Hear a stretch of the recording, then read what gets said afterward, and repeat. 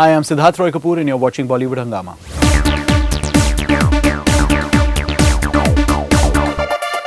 It's a huge privilege to have Siddharth Roy Kapur, the head honcho of Disney India with us. Sir, wonderful to have you back on Bollywood Hungama first of all. Great to be back. And my first question to you will be that what is the entire process like for you when you have to just make a decision that which movie has to go under UTV and which has to go under Disney now, since you're also having Disney, which is like a recent sort of phenomenon as far as you guys are concerned. So Faridoon, it's actually a pretty easy demarcation in that sense. Right. When we make a family entertainer, you know, a film that appeals to a mass commercial family audience, that's a movie that would go under the Disney brand. Films that are heartwarming, films that are entertaining, films like Khoobsurat and ABCD, films like Jagga Jasoos and Dangal. Those are movies that actually lend themselves to being watched by the entire family from the ages of say 5 to 70. Right? When we're making a UTV movie, that would be a mass commercial entertainer that might or might not appeal to families. So I'd say films like Devdi, films like Kamine, you know, films of that nature that we've made in the past, films like Haider, films like Fitoor, those would be UTV branded movies. So in our minds, it's pretty clear when we're going ahead to make a movie, the first thing we look at obviously is a script, right? We don't start thinking, what should we brand a film? Once we like a script, we like a story, it's something that we want to take forward, and then it's a movie that we want to make. That's when we figure out whether we should brand it Disney or we should brand it UTV. Okay, so something like what UTV Spot Boy was earlier. So now it has become in a way UTV. So if we make a film like Rowdy Rathod tomorrow, that would be a UTV film, right? And there's no reason why we wouldn't make another Rowdy Rathod. But it would not be a Disney branded film. As far as Disney is concerned, you've had like a Khoobsurat, you've had ABCD2, which has done very well. In fact, I think the group, the dance group, has just won third position at in the World Hip Hop Championship. Oh, really? I didn't know that. That's great news. Suresh, in fact, awesome. They've won third position. That's great news. Okay, and now ABCD2 has done exceedingly well. You're having 3 more films in the Disney slate, which is Mohenjo Daro, Dangal, and Jagga Jasoos. So could you please briefly tell us about these films? So starting with Jagga Jasoos, which releases next June. You know, it's basically Anurag and Ranbir coming back together with us after Barfi. Very heartwarming, very beautiful story, really entertaining, lots of music in it. I mean, Pritam's gone completely, you know, crazy with the number of songs that he's... around 15 to 20, 15 to 18 songs. Right now. Yeah, it's very, very exciting. So it's about a young detective and it's about his adventures. So I don't want to give away too much because it's a really unique story. But Ranbir and Katrina play a couple who are out, on a quest. Very entertaining and very exciting. Too many rumors about the film that I think it was supposed to come in November this year. Now it's been pushed to next year, and Katrina is having issues with Anurag Basu and all sorts of things. So and considering that Ranbir has had a bit of a tough luck at the box office off late, so somewhere maybe that is reflecting as well in terms of it's like an experimental film once again for him. So how do you react to all these rumors which are doing the rounds and speculations? You know, we take it with a pinch of salt. I think the great part is that the more the speculation around the movie, obviously that means people are excited to know what's going on that movie. So we really look at it positively. Right. With regard to the stories around, you know, Anurag and Katrina, etc., that's just hilarious because I mean I was on the set with the 3 of them the day before that story broke, and we were all sitting around and having a great time and laughing and joking, and they were making, you know, scenes together. And when a story like that appears the next day, then obviously it's something that you all laugh at. What I've realized is in the run-up to the release of a trailer of a film, there's a lot of speculation around what the film will be, what it will comprise, what the film is really going to be about. And I think once a trailer comes out, people make up their mind about whether they want to watch a movie or not. So we've learned to not give too much importance to the stories that do the rounds before that. Okay, and what about Ranbir Kapoor? He's a fabulous actor. Till the time his experiments were working at the box office, everyone was just applauding it. But now a few of the things not working. Everyone is having, because it's a highly success-driven industry. I think almost any industry would be. Does it worry you because you're also having Tamasha, which is Naredwala's production? It doesn't worry us one bit. Okay. Ranbir is one of the most exciting actors in the film industry today, and actually I think at the age that he's at and with the sort of choices that he's made, he should be commended for having agreed to do the sort of work that he has. The films that we've worked with him on, I mean, from a Wake Up Sid to a Rajniti to a Barfi to a Ye Jawani Hai Diwani, each one of those is actually in a different genre and a completely different film in itself. And the fact that so early in his career he's taking these chances, some will work and some won't, and that's fine. But I think no one can take away from the actor he is and frankly the star that he is. And we're very excited to have his next 2 releases. Mohenjo Daro, you guys, I still remember how excited you guys were for Jodha Akbar, and it was definitely like a hugely mounted film, a risk for sure. And I still remember all the rumors doing the rounds at that point of time as well. Excited about Mohenjo Daro, Ashutosh Gowariker, Hrithik Roshan coming back. Absolutely. The same team is coming back. Really excited. That again is us coming together with Ashutosh and Hrithik after Jodha. Great script, really exciting script, and really that's an era in our history that hasn't really been covered ever before. So you're going to be seeing, like a completely different world in that sense, which has been recreated. And a very, very beautiful story. Again, a very uplifting story, a story of redemption, a story of hope, and the scale that it is being shot at, and the personal story as well, really in the film is very, very exciting. When a name like Mohenjo Daro is coming into the picture, people have this, that it'll be like a historical. So what exactly is it all about? Does it have like a love story? And what is the commercial element into it? Does it become like in terms of like a documentary about Mohenjo Daro? So how do you just handle those doubts which are maybe there in the trade circles as well? So we had the same doubts before Jodha Akbar, exactly the same thing. Right. We were doing a historical after a spate of a period when historicals just hadn't worked, and exactly the same doubts. Is it going to be a documentary on Akbar and Jodha and their like sort of alliance, and is it going to be about that time and boring and all that? But when the film came out, people just fell in love with it. And I think in that sense, Ashu's got this sense of being able to handle movies at that scale that have a lot of history behind them and have a story to tell that is something we've read in our history textbooks. Sure. But to be able to bring it to life in a really entertaining way. And that's what Mohenjo Daro is. I mean, it's got Hrithik playing really the role of a lifetime, and we're introducing a new actress actually, Pooja Hegde. Right. There is a love story, absolutely, and very, very, a really large canvas and a very beautiful story to tell. Jodha Akbar was being made. Ashutosh Gowariker was a toast of the town and Oscar nominated as far as Lagan is concerned. So this was highly critically acclaimed. But of late, Ashutosh's movies haven't done well almost at all actually, and they've been quite at a loss. So as far as those baggage in a way is concerned, does that concern you? Hrithik obviously is like a bankable star anyways. He's had like successes left, right and center. If we had to judge people based on their last Friday, that really would end us, so like we'd sort of end up making movies only with the tried and tested. We made Rang De Basanti with Rakesh after Ux. And we reacted to the script of that film. We reacted to the passion that he had to make that movie. We reacted to the beautiful story that he was going to tell. It was a fourth Bhagat Singh film in a row. Right. It was Rakesh coming on after Ux. The whole cast of the film was going to die at the end. And, it had Aamir Khan playing one amongst a group of boys. Exactly. And not really be the main protagonist. But we still went ahead and made that film. We made Devdi after No Smoking. After No Smoking. Right? So if you don't take your chances on talented directors and on talented artists and not just judge them by their previous work, that's really the only way to be able to move forward and take big bets, and based on your instinct on the story that you're telling. Because otherwise you're only going to end up working with those whose last Fridays were successful, and that really doesn't mean that their next Friday won't be. Going forward, how do you look at you guys? That will it be like an organic growth that you're looking at, or you're more focused on the acquisition mode as well? We're really focused on the organic growth, as you put it. I think the productions and co-productions that we've been working on, we have a creative team that's actually developing ideas from the concept stage, taking it to screenplay, then going ahead and getting a director on board, casting it. I mean, a film like Katti Batti is a great example of that. Right. That again was a film that really came out of the creative team here internally, worked with a writer really hard on it, brought Nikhil on board. And once you see the film, you realize why Nikhil is just the right director for it. And then we went ahead and cast it. So examples like Dangal, examples like Katti Batti are movies, which are completely internally, organically developed, and that we then take ahead to produce or co-produce. That really will be our focus going forward. Dangal, which is another Disney acquisition that you're having. Now, a huge film, and next Christmas, I believe. Christmas is something that Aamir loves, actually.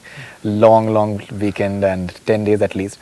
So, Dangal is like a huge film, especially because PK is I think the biggest film of all time as far as India is concerned. Something about Dangal, because I believe you guys have been at it since the beginning in terms of the story, and you took it to Nitesh Tiwari, and then it went to Aamir Khan. So can you please just talk about the journey that you had with Dangal?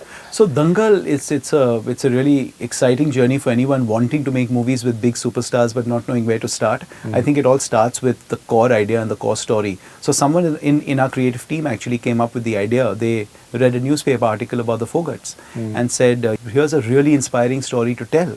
And they had the wisdom and the foresight to be able to say that could make a movie. As soon as I heard that, here's the idea, I said, absolutely, we must back it. We went ahead, we spoke to the Fogarts, we acquired the life rights.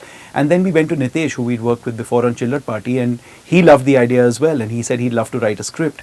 He wrote the script, we worked on various drafts, but he got it just right. And I called Aamir and said, here's something I'd like you to hear. He heard it and fell in love with it completely. I mean, and when Aamir reacts in a narration, he reacts very, very expressively. Right. So you don't need to wait till the end of the narration to know what he's feeling, because he'll laugh, he'll cry, he'll jump up and down. We knew by the end of the narration that at the very least he had been moved by the story. Whether he would do the film or not, obviously, was something we would come to next. But he said that he was on, immediately. Right. And that really was the journey of Dangal so far. And we've been working really hard now on, on the pre-production of the film. We go on the floors next month. Right. Obviously, we're extremely excited about it because there's been a lot of prep work that's gone into it. And it releases next Christmas.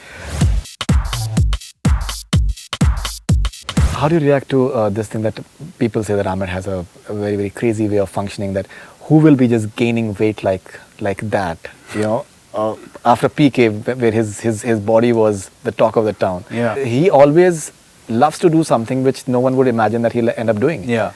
Be it like growing a mustache or anything actually. No, I think his dedication is legendary, and it's really incredible. I think he's had a good time putting on all this weight. He must be having a good time. But sure. But Kiran has been saying that she's concerned at times. Yeah, well, he really has taken the look very seriously, and he's really done all he can to get to the weight that he's at right now. Right. But now the journey will be, in the course of the shooting of the film, he'll be losing weight. Exactly. And by the time that we end up shooting the last sequences, which is where he's supposed to be his youngest in the film, I dare say he's going to be back to how he looked in PK. So that's the transformation that you're going to see over the course of the next 6 months. Fantastic. With PK doing up, I think approximately 125 crores in the China market. Now that's a huge, I think, achievement by any standards. So how do you look at this particular market, because the way it is just evolving, I think it is humongous. China's a huge market just on its own, whether for Hindi films or like really for Hollywood movies. They've got close to 30,000 screens there, which is an incredible number when you look at it in totality. The issue with China, of course, is the restriction on the number of movies that you can release in that market. Okay. So PK, of course, was an exception because we were able to work really closely with the distributors as well as with the government to be able to get the film a release, and a great release. Okay. But every Hindi film is not going to be the same in that sense. It's got to be a movie that is able to, number one, appeal to that local audience. PK was not watched by South Asians there in China. It was watched by a local Chinese audience. Absolutely. Which is really incredible. In fact, I was in Shanghai a couple of weeks ago and I met up with a lot of Disney employees there who'd actually seen the movie, and they were all local Chinese. And that's the sort of reaction that you get in many other markets. But my point is that PK has been the exception rather than the rule. And it's great that we've been able to get a movie to do that in China so far. But there are going to be two hurdles that we have to overcome. One is that we have to find the right movie that will appeal to that audience. Correct. And two is it's got to pass the restriction of the number of movies that can release there every Yeah, year. there is a restriction over there. In fact, Salman Khan was saying the same. Now, the UAE GCC market, I think, is exceptional as well. Somewhere, do you feel that China and UAE GCC market, that is something which is going to contribute hugely in terms of box office revenue as far as overseas is concerned in the future? The UAE is a great market, and it has been a great market now for a while. The good part there is that that's much more predictable. You know that your movies will get a release there. You know the scale of the release that you can do. When you see a movie in India doing India business of something like a 500 crores or maybe like a 1,000 crores, we've already reached 340. So when do you think that can possibly happen? Well, you just don't have to go too far but to look at Baahubali. I mean, when you look at Baahubali, the first two parts are going to do, business of more than 500 crores, will do 5 to 600 crores. Right. The first film itself has done the sort of business that it's done, and that's tremendous. It's a Telugu film at the end of the day. Correct. And while obviously that market, Even the accounts Hindi for a film lot. Hindi version has done almost 100 The crores. Hindi version has, crossed 100 crores. So that's really incredible, and that shows you that if you're able to put out a great concept, and for the Hindi audience, no one in the movie was a star. Right? Correct, They absolutely. reacted to the concept of the movie as being the star. And that's so inspiring. That actually means that if you're able to put your money where your mouth is and back great stories and back great ideas, regardless of whether you have a star cast, even if it's not the language that is spoken by those people, it was a dubbed version, and everyone knows when they're watching a dubbed movie, it can still do more than 100 crore business. So that actually means that we need to take bigger bets on things that we believe in.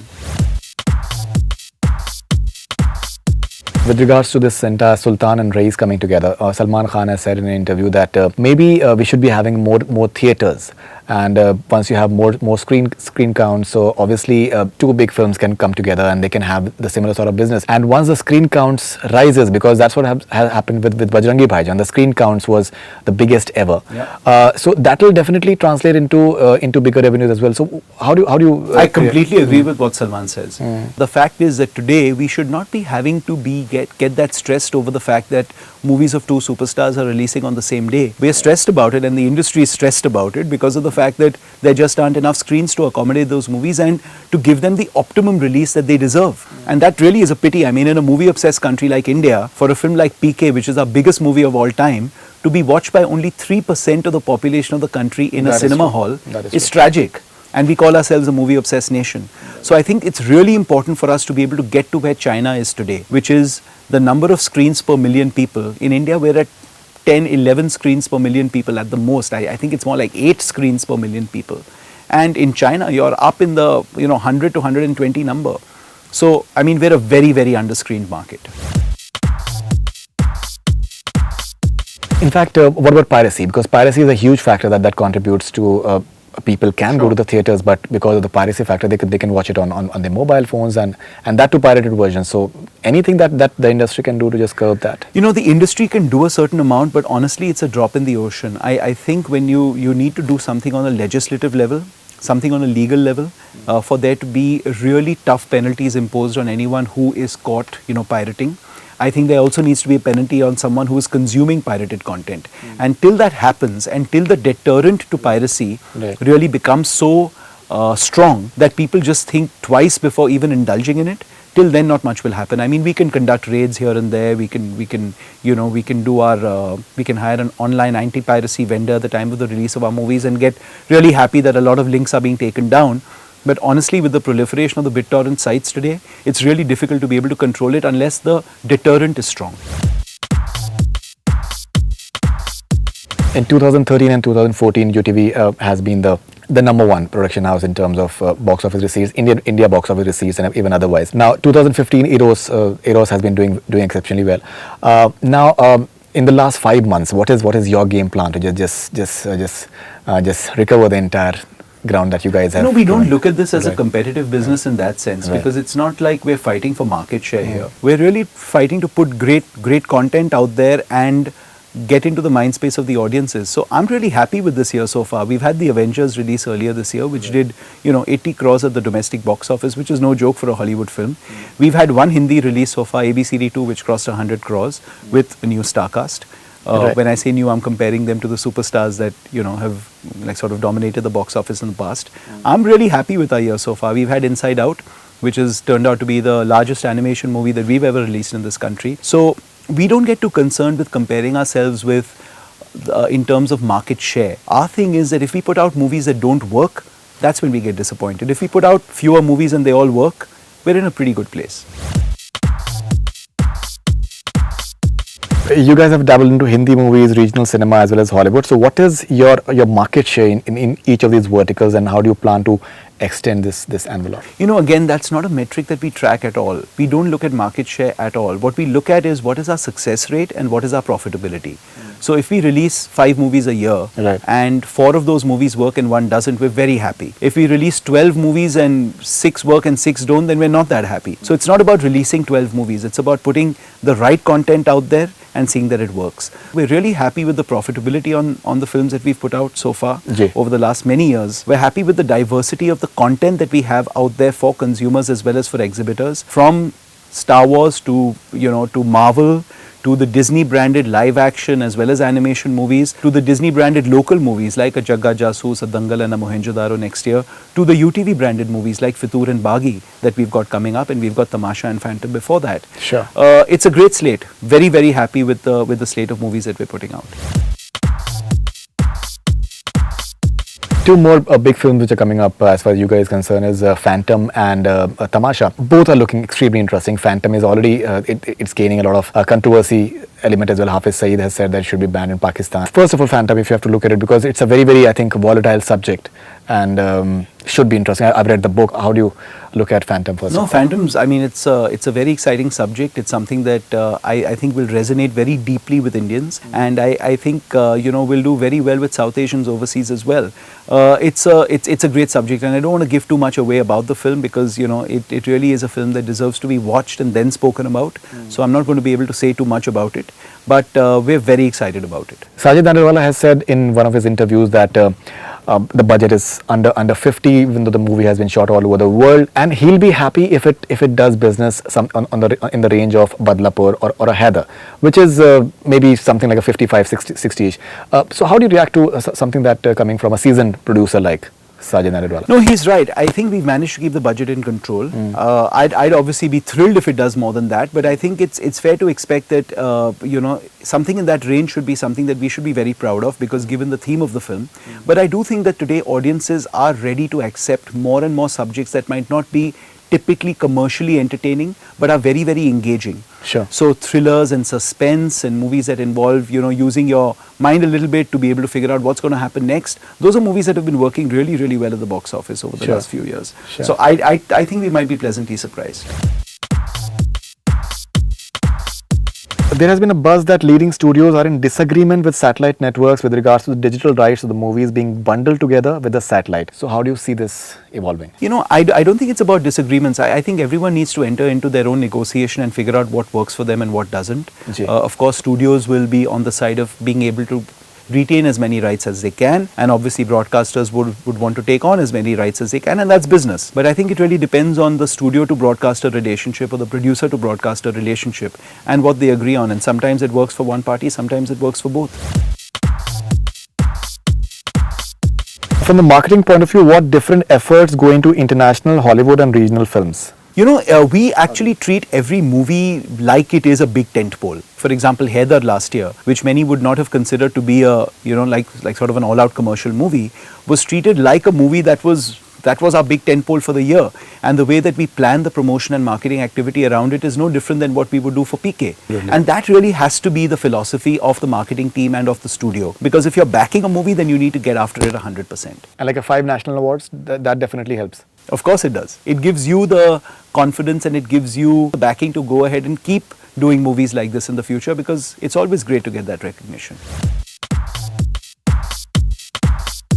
As a business head, what satisfies you most? Like, is it the box office numbers or the awards or maybe both? It's both. This is show business. You can't take the show out and you can't take the business out, right? It can't be all show and it can't be all business. So what's important is obviously that your movies keep making money so that you can keep making more movies that hopefully keep making money. Sure. But it's also important for you to get the creative satisfaction that you're backing the right projects. When you get both, that's really when you feel completely successful. And that obviously is what any studio executive or any creative person would strive for, that their movie is appreciated, is loved, is recognized, is awarded, and at the same time is profitable. Another movie, Fitoor, has been delayed. and all sorts of Rekha just opting out of it. Tabu is coming into the picture now. So what is the latest on Fitoor? It hasn't been delayed at all. Okay. This year is pretty crowded in terms of the releases, and we decided to release it next Feb, and that was always the call. So there's no delay in that. Right. Whatever changes we've had in the casting of the film have not really upset the schedule at all. So we've had a set standing at Mehboob, and that set was used throughout the schedule that it was intended for. So really on Fitoor, I'm pretty confident that we're going to be able to meet our Feb release date. There's a few days of shooting left. Whatever I've seen so far is spectacular. So Right. very excited about it. In fact, I asked Tabu about it, and she was like that. Please don't ask me about that Rekha thing and all these things. And they were So also I'm going to say rumors- exactly what she's told you. Okay.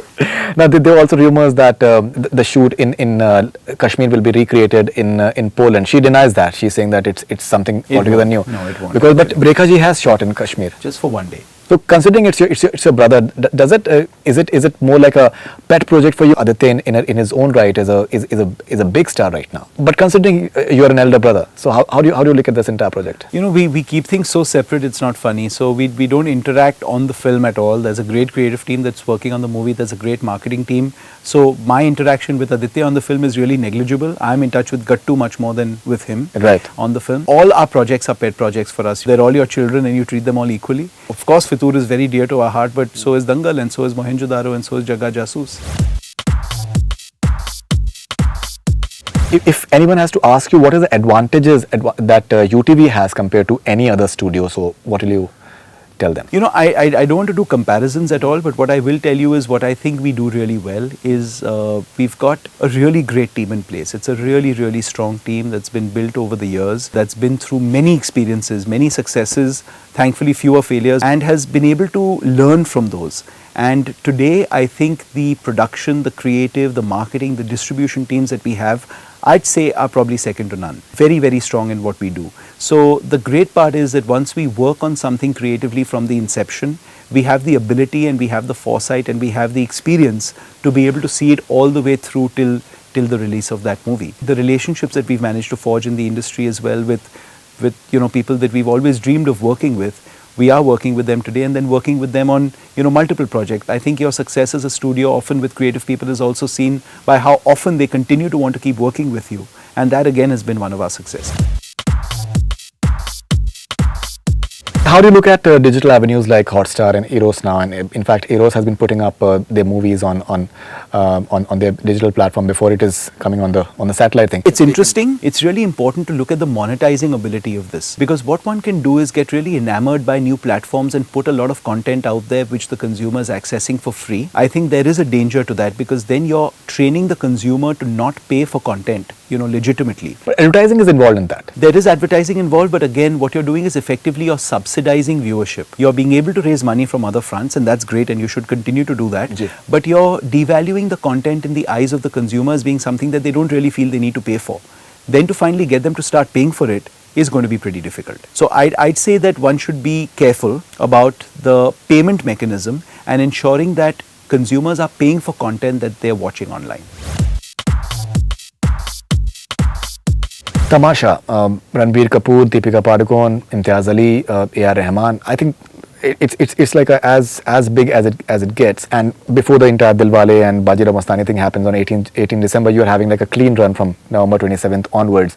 Tamasha. So Tamasha, again, I mean, as you said, it really is a dream number of creative energies coming together, from Imtiaz to Rahman to Ranbir to Deepika. And of course, Sajid and us have had a really successful run together so far. Sure. But we've often seen with movies that you can put all the right, ingredients together, but finally the movie has to work.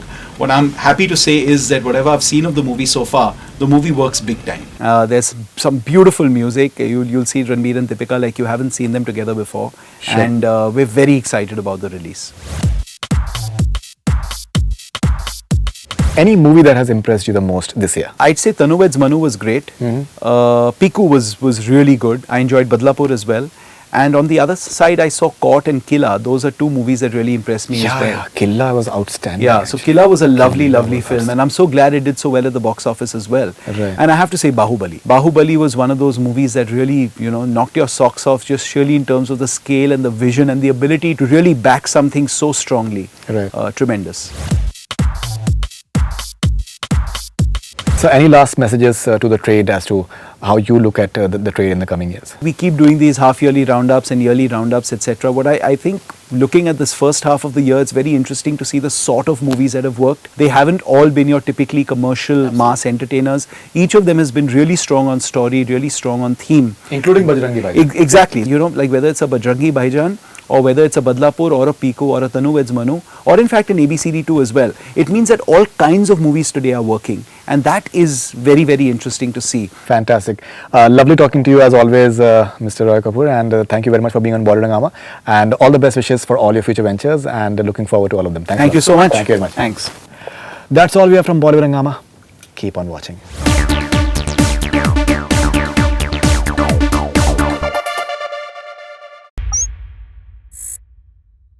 Hi, this is Faridoon Shahryar. For the most interesting celebrity interviews, do subscribe to Bollywood Hungama. Keep on watching.